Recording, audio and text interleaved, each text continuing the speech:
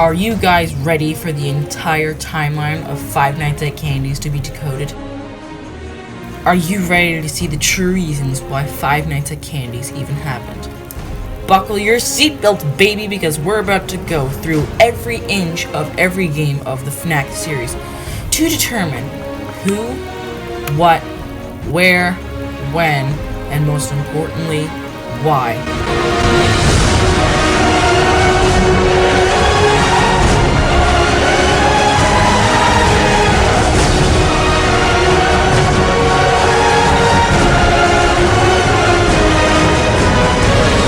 Yo guys, what's up? It's me, Noki Gaming, and I'm coming at you with another video. Welcome back to another Five Nights at Candy's theory, where I'm going to go through every single element of the FNaC series. First things first, let's start off with a detailed timeline. Starting off, in October of 1961, Mary Schmidt goes to the Rat and Cat Theater with her dad and watches the daily shows. After playing hide-and-seek with the Rat and Cat multiple times, she hides in a closet in the employee's office. When Rat comes to find her, the puppeteer enters the room and tells the Rat to go home because he's drunk. But he refuses to, so Puppeteer attempts to take his mask off. But he kills Rat after he hits the corner of a table and later bleeds to death. Cat enters and tells the puppeteer that it was an accident and goes to call the police. But the puppeteer ends up strangling him and phones the police and tells them lies and then leaves the restaurant. That was the beginning of a long, long history. Moving up to December 1962, the time when FNaC 3 takes place. Confirmed by the doctor record, you can see when beating Night 5 and the minigame. Night 1 is dated December 2nd, 1962, while Night 5 is dated December 7th, 1962. July 14th, 1963, Mary Schmidt finally finishes her sessions with the counselor to cure her traumatizations. Sometime between 1967 and 1977, I assume, the Rat and Cat Theater gives a grand reopening. Mary Schmidt, looking taller and much older than in FNaC 3, is at the grand reopening with her brother, whom in FNaC 3 was gone away on a camping trip. The little brother, who was the way I theorized to be Mike Schmidt, who, by the way, I theorized to be Mike Schmidt from the original FNAF games, walks up to the stage right next to Rat. Rat then bends over and slaps Mike across the face, either seriously injuring him or killing him. If he was injured, then my point about Mike is still a theory, but if he died, then that's flushed down the toilet. September 23rd, 1987. Security tapes in a factory-like environment pick up what sounds like kids crying and screaming.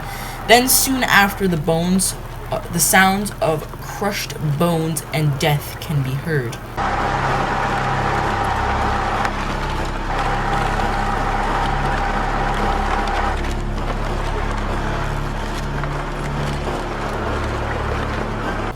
The security tapes are fixed and broadcast an image of blood all over an assembly line of a factory.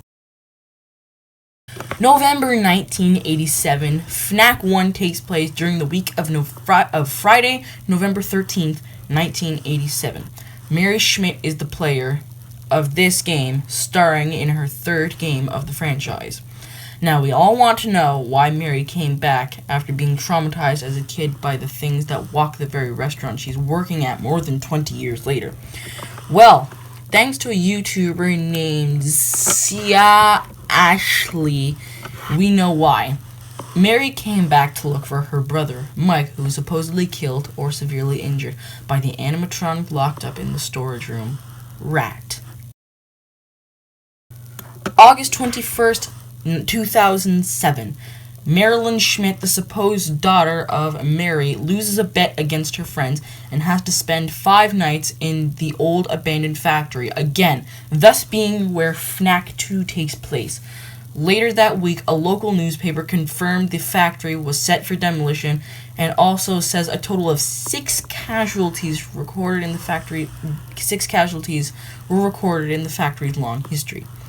It also states, quote, the most remembered one being in 1987 when a pair of twins went missing and were later discovered to have been killed in one of the assembly machines inside the factory, end quote. The next day, another newspaper states the factory burned to the ground from faulty wiring. This released all of the spirits that died in the factory or presumably murdered by whoever, ending the horrors and tragedies of Candy's Burgers and Fries or the Rat and Cat Theater, all started by some idiot puppeteer in 1961. Okay, I know you guys are saying, but Noki, there are so many loose ends, like who killed the people in the factory? What happened to Mary? Well, I'm going to tie those loose ends together. Are you ready to have your minds blown? Turn back to FNaC 3. Once you beat Night 5 and collect the arcade pieces in the minigames, you unlock arcade games in the extras menu. If you achieve 10,000 points in Fishing with Candy and Cindy's Garden, you will unlock black and white minigames not similar to any of the minigames prior in the third game. These minigames are you playing as none other than the Rat. In the second black and white minigame, when you beat Cindy's Garden, amassing more than 10,000 points, the Rat takes 2 identical children, puts them on an assembly machine, and turns them into Cindy and Candy. This was the event in September 1987 where the twins were murdered. Now, moving on to the third arcade game, Candy's Adventure. Once you complete the Big Dog boss battle, which, may I point out, is the most difficult video game boss I've ever beaten, you unlock the third black and white game. In this minigame, you are the Rat trying to avoid other animatronics from seeing you, or they will catch you and put you back at the start point. If you successfully dodge the other animatronics, you will go to the office where a security guard is working. Once you touch the guard, the minigame is over, but the event isn't. Go to Five Nights at Candy's 2, Night 5, minigame number 1. Once you go to the office as Candy, you see a dead security guard with blood all over the floor, with police officers investigating the building. August 1993. The Rat wanting revenge on Mary for hiding in the closet, which killed the actors who played Rat, Cat, and caused the entire FNaC timeline, kills Mary Schmidt in Candy's. In the black and white minigame 3, the animatronics tried to stop Rat because they knew it wasn't her fault. Rat and Vinny claim it was all her fault. So Rat, seeking out vengeance, completes the job and kills Mary Schmidt. Her daughter Marilyn was 3 years old at the time. This is also the year Mike Schmidt was working at Freddy Fazbear's for whatever reason. So guys, this is the entire FNaC timeline and super mega theory. I'm sorry to say this, guys, but there are no more games on the Five Nights at Candy's game list series thing. So unfortunately, this will be the last Five Nights at Candy's theory.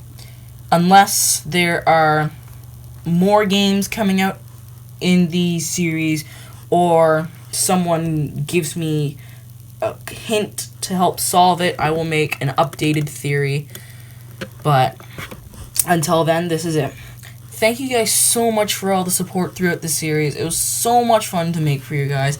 When I made my first FNaC theory, I never expected it to become my most popular series on YouTube, and I am so thankful for the fact that you guys like this series so much. I hope I can create more FNaC related stuff, but until then, guys, thank you so much for helping me with my series, giving me positive feedback, and helping me piece together theories for this giant mother load of a theory. So thank you so much, and I will, of course, see you the next time. Bye.